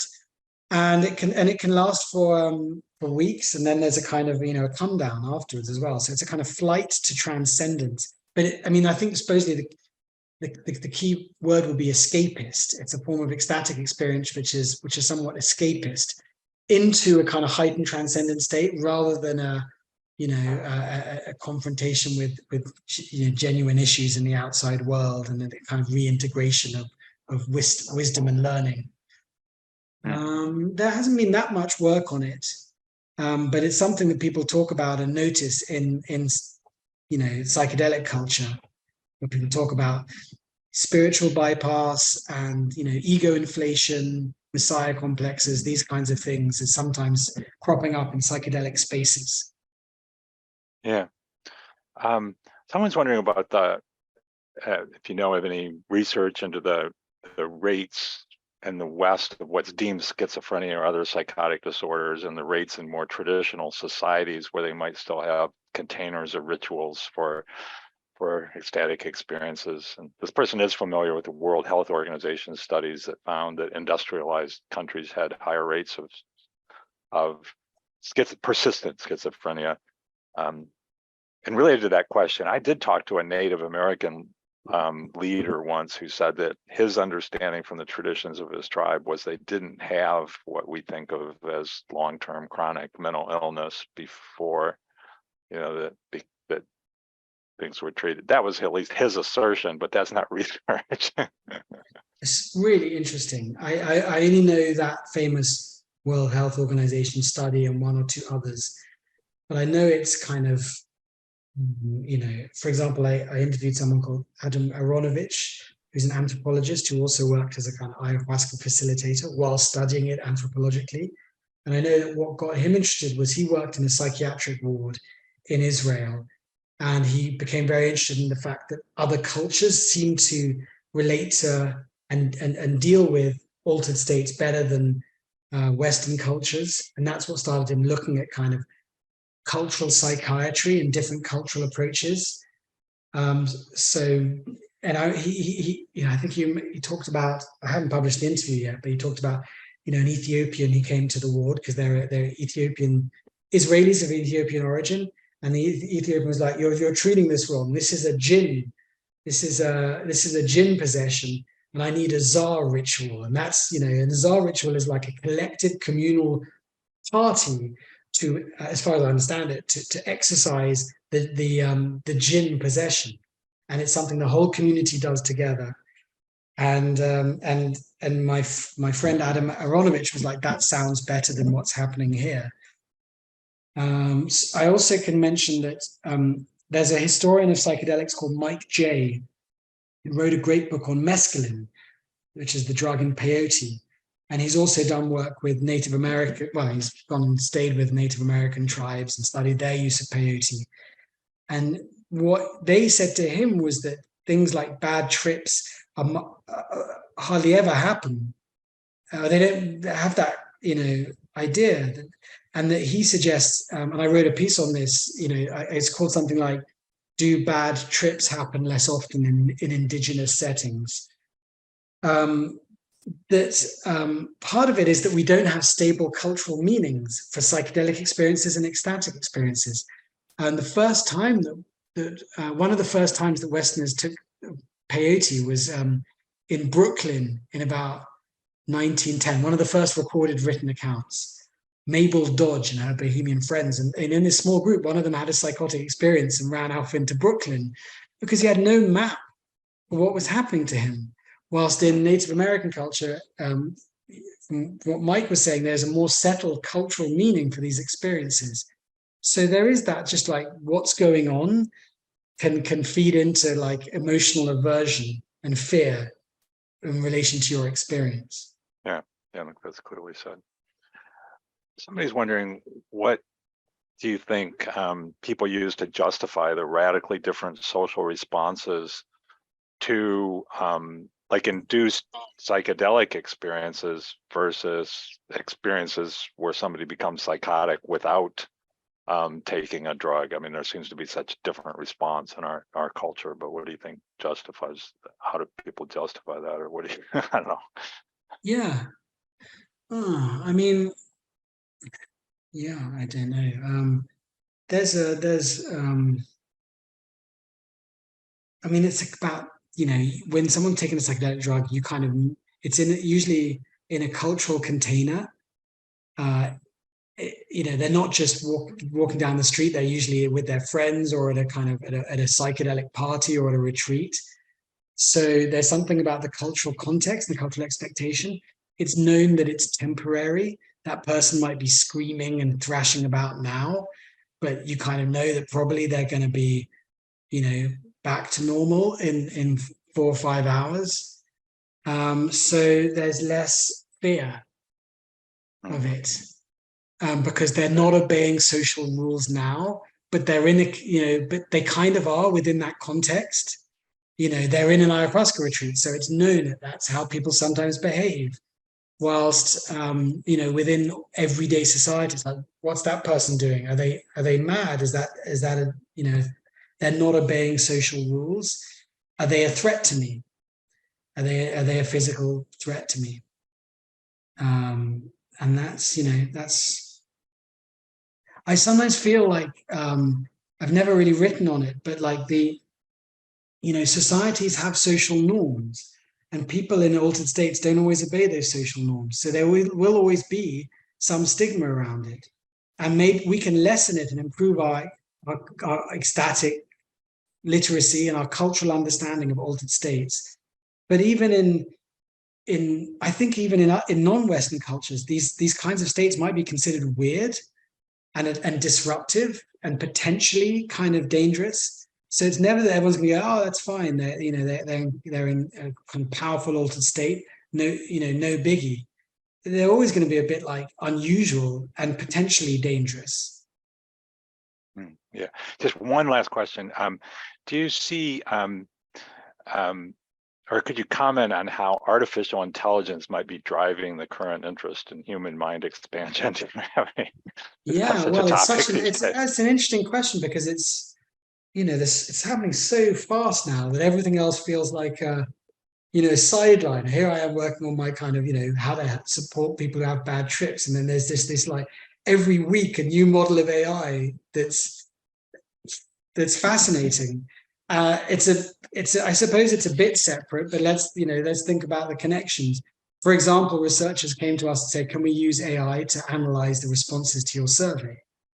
I asked ChatGPT-4, like, what are the risks of corruption in the psychedelic industry? And it gave me a better answer than most people in that space would give.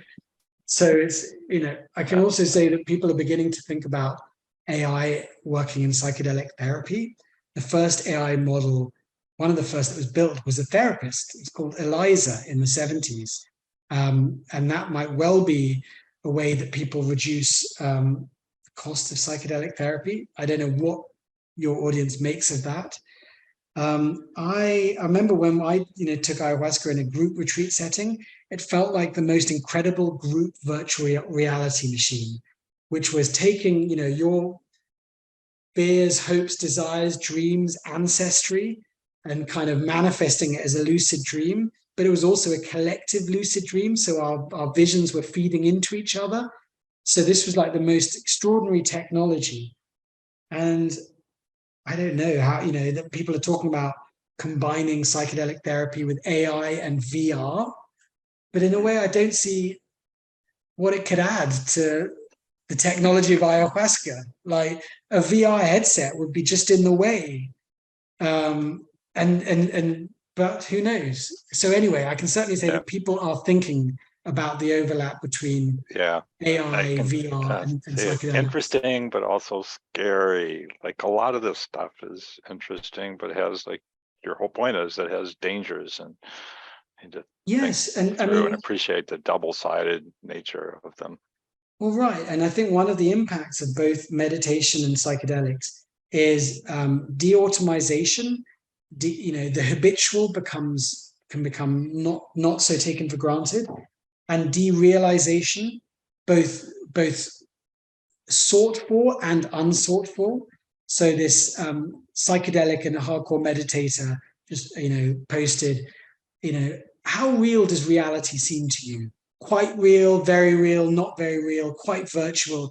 And that's exactly what my friend said to me after this ayahuasca thing when I was in deep ontological uncertainty. They'd say, so how real are things feeling to you at the moment? And I'd say about 50%, about 70%, about 10%. So I'd have these waves of, anyway, the point is that like people sometimes after psychedelics or meditation feel like they're in a virtual reality. And if we're increasingly in AI constructed worlds as well, and we're meditating, it increases ontological uncertainty in ways that might be interesting. Yeah, interesting point.